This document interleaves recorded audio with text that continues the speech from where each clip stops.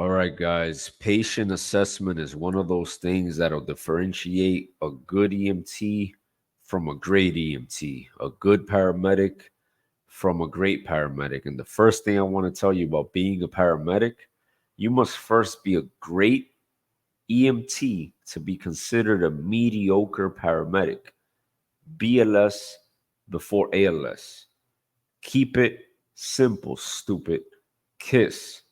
Guys, too often people want to give you this long laundry list of things to do and think about, and all these things are just there so they can sound smart. A lot of these guys, they didn't go to medical school, they didn't expand their education, and they're like people that wanted to be doctors but never really did it. And now they just want to sound smart every chance they get. In this video, I'm going to tell you this is how you assess a patient. So, if you're new, I highly recommend you watch in your area the patient assessment breakdown and step by step that they recommend for you. Because, like, for example, New York City is tested differently from the national registry that's tested nationwide.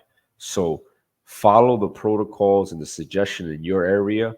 But once you go over that step, this video is for those people who are fairly new and just want to simplify patient assessment.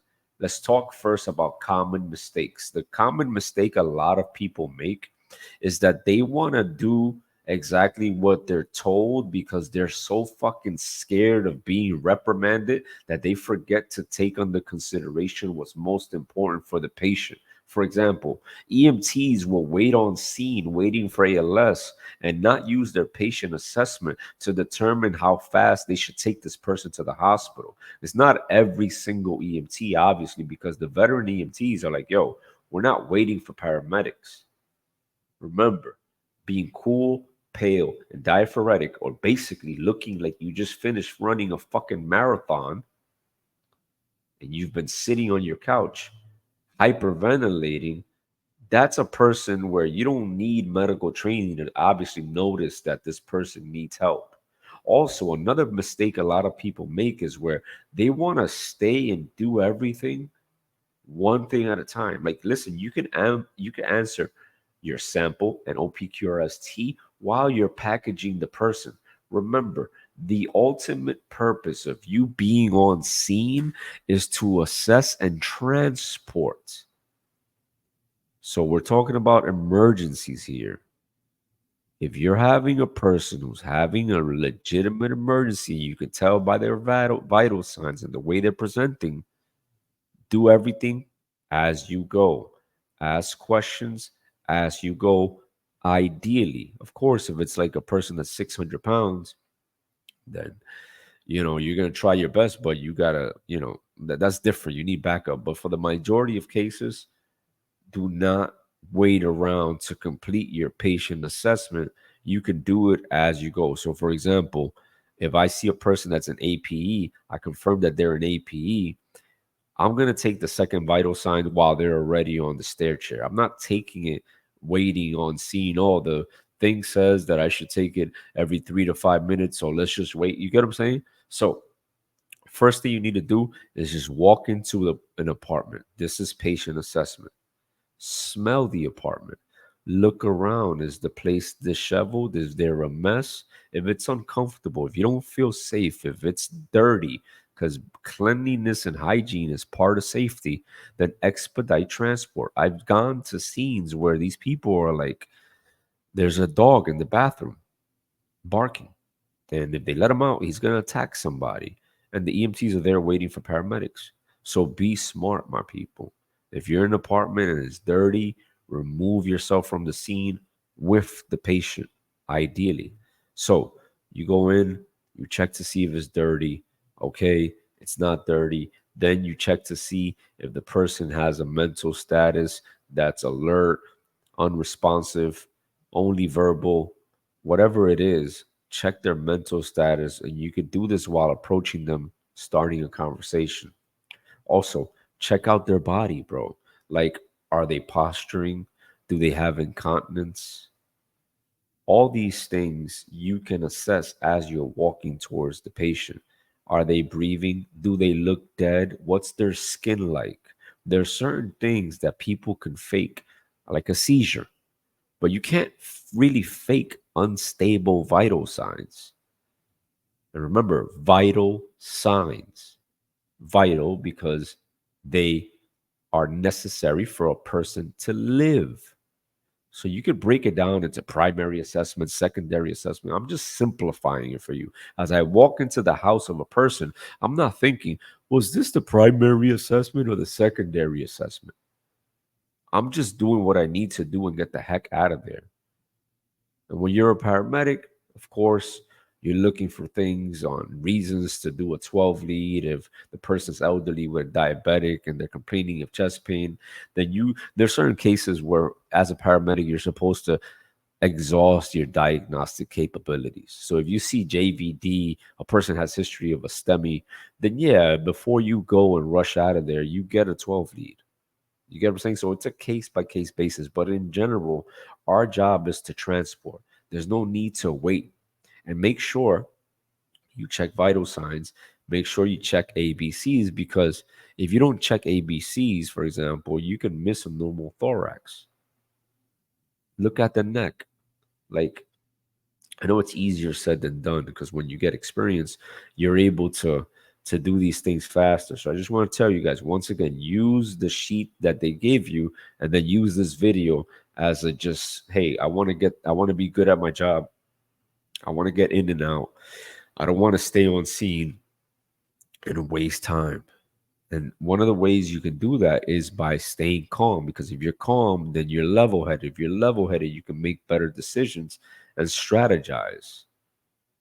I know that'll come with time, but please understand the more you're exposed to these situations, the more better equipped you are to deal with them. So, EMTs in the Bronx, for example, having a person who's emotionally disturbed for them is another day in the Bronx.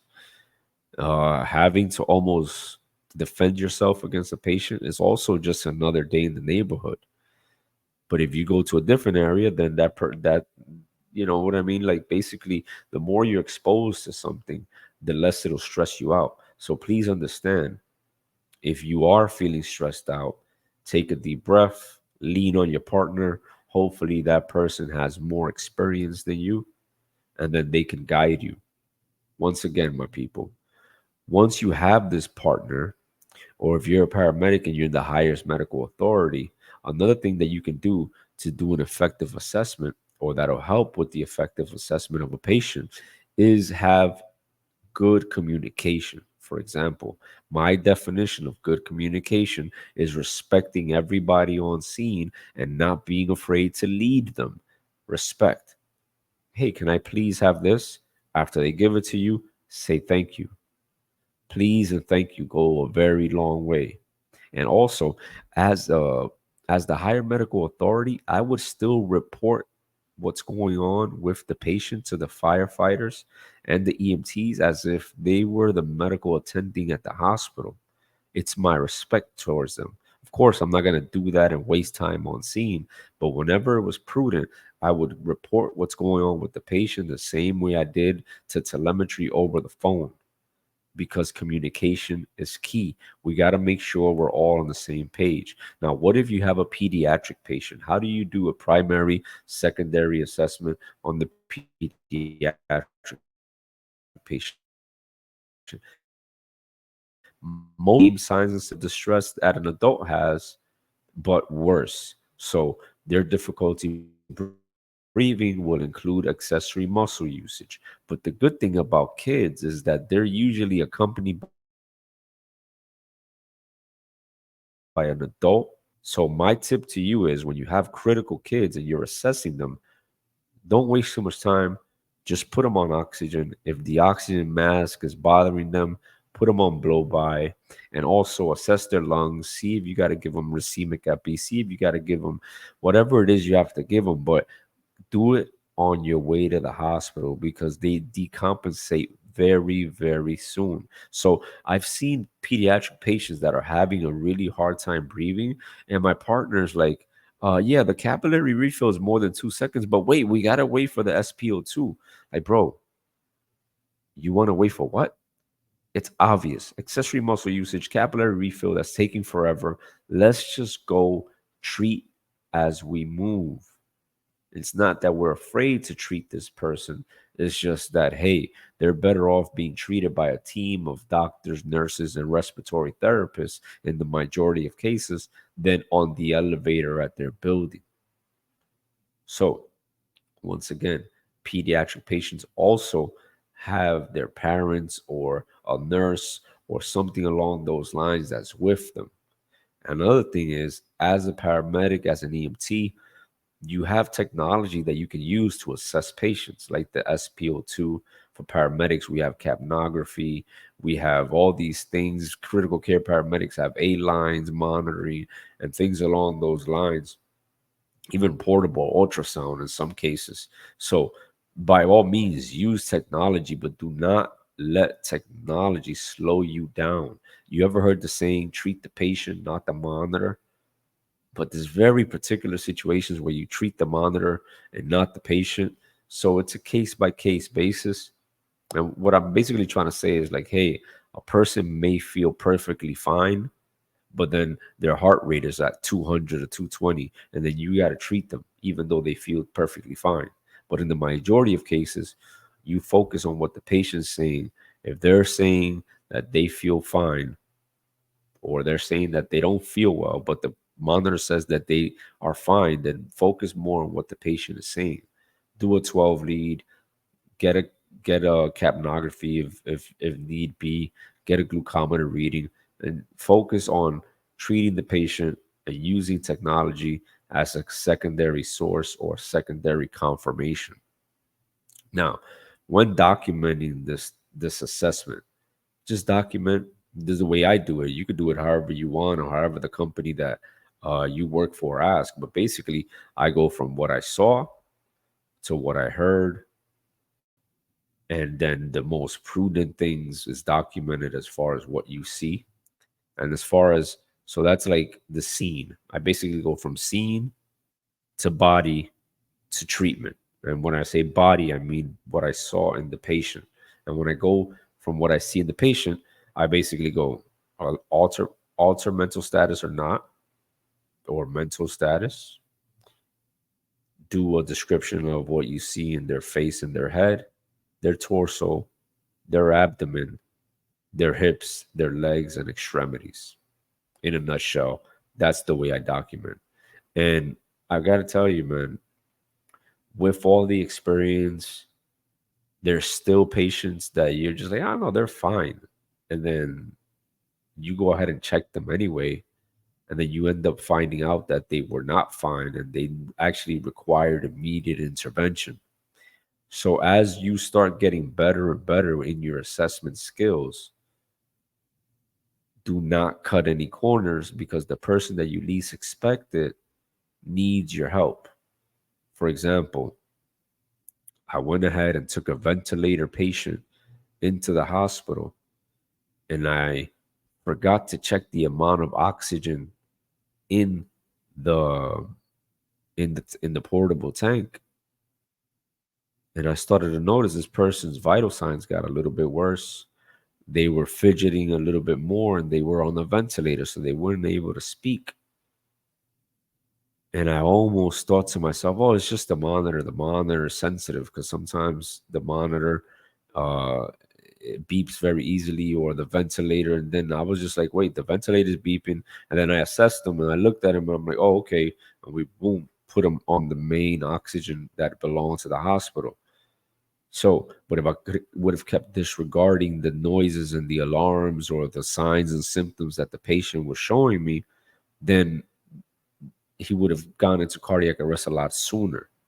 So please understand, my people, sometimes we're urged to not do a full assessment, but remember, the priority is transporting and realizing any life threats, treating them accordingly, and doing no harm. And you're supposed to do all that while transporting them to the hospital. All right, my people, no big deal. For you new people out there, don't be intimidated. If somebody else could do it, you could do it too. Just watch this video again and expose yourself to more patients, and eventually it'll make even more sense for you. I hope this helps. Peace.